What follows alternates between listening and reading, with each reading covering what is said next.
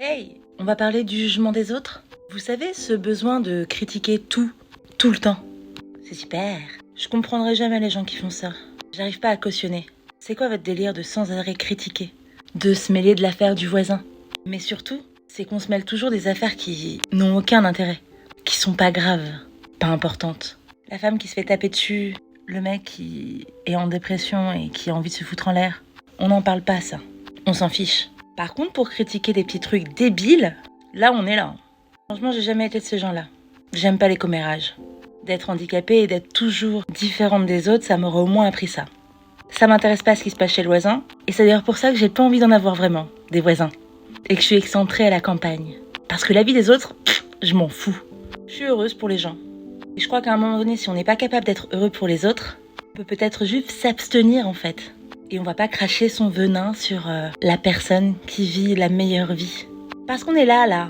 On dit « Non mais c'est juste un conseil, hein, c'est un avis ». On se défend, on se protège, on se persuade d'avoir de la légitimité dans ce qu'on dit. Et finalement, on n'assume pas du tout la portée de nos paroles.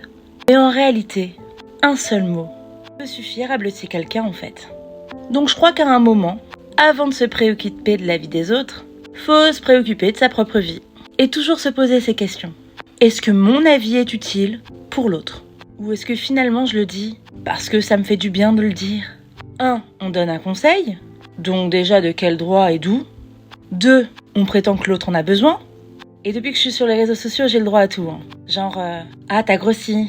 Ah t'es handicapé.